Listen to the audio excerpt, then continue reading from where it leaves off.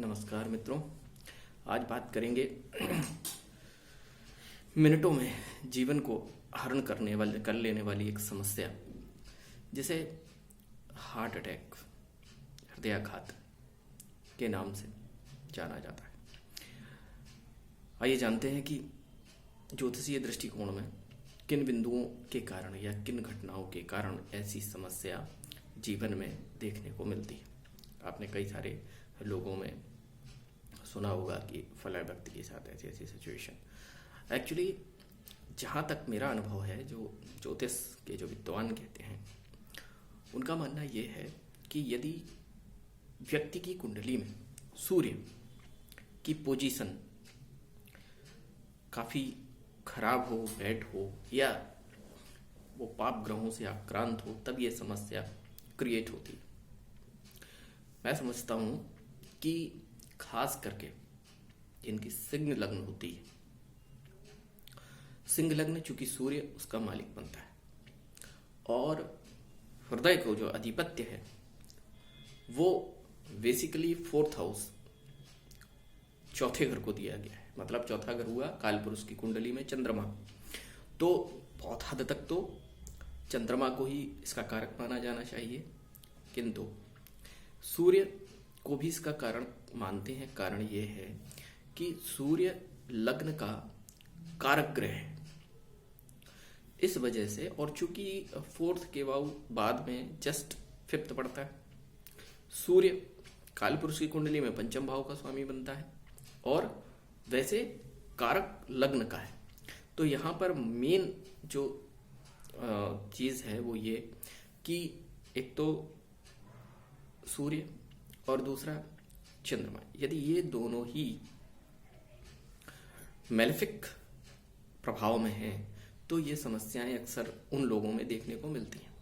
अब वो लोग कैसे समझ सकते हैं? देखिए, मान लीजिए कि किसी का यदि लग्नेश सूर्य बन जाता है, मतलब सिंह लग्न का व्यक्ति है या कर्क लग्न का व्यक्ति है, और चंद्रमा और सूर्य दोनों अगर राहु के प्रभाव में आ जाते हैं तो ये समस्याएं ज़्यादा प्रॉब्लमेटिक हो सकती हैं। मतलब एक अनुमान होता है व्यक्ति का कि यदि ऐसी ग्रह दशा उसकी कुंडली में है तो ज़्यादा संभावना होती है अपेक्षाकृत अन्य लोगों की कि इसमें ऐसे जातकों को ज़्यादा समस्या हो सकती है या इन पर ज़्यादा प्रभाव होता है।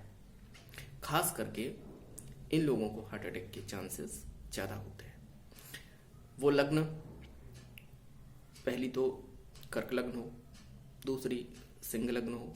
अगर मान लीजिए कि इन दोनों लग्नों में सूर्य निर्बल है, निर्बल मतलब शनि के घर में बैठा हो, मतलब 10 और 11 नंबर की जो राशि होती है, कुंभ और मकर कहते हैं, उसमें हो, या तुला राशि में बैठा हो, और ऐसी ही सिचुएशन में यदि राहु या केतु की किसी की भी दृष्टि उस पर पड़ती हो तो ये संभावनाएं ज़्यादा होती हैं। वैसे मेरा एक अनुभव है, मैंने अभी तक जो भी कुंडलियां देखी हैं, जो मुझे मौका मिला है जिन कुंडलियों को देखने का, तो उन कुंडलियों में एक बात मैंने देखी है, जिसकी कुंडली में सूर्य स्ट्रॉन्ग पोजीशन में रहा, उनको ये समस्या मैंने रेयरली 1% भी शायद नहीं आई हो।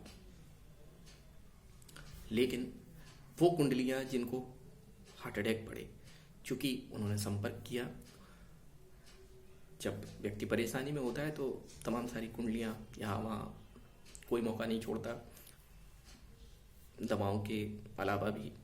तो ऐसी कुंडलियां मुझे जो देखने का अवसर मिला, उनमें मैंने जो पाया है वो मेन चीज़ ये है कि ऐसी जितनी भी कुंडलियां मेरे पास आई उन सब को मैंने देखा और उन सब में एक बात कॉमन थी कि जन्मकालीन उनका जो सूर्य था वो पीड़ित था। अब ऐसे सिचुएशन में ये एक आम समस्या है, किसी को भी हो सकती है, खान पान ऐसा है। तो इसके लिए एलोपैथिक में तो बहुत सारी दवाएं हैं जो जीवनदायी के तौर पे लोग अपने घर पे रखते हैं। एस्ट्रोवेस्टिन है और करके तमाम सारी है जो रखते हैं कि यदा कदा कभी ऐसी स्थिति में अचानक जो मरणीय स्थिति से बाहर तो इवन ला सके कि लोग दिखा सकें, लेकिन ज्योतिषीय दृष्टिकोण से देखते हैं कि क्या ना संभव हो सकता है।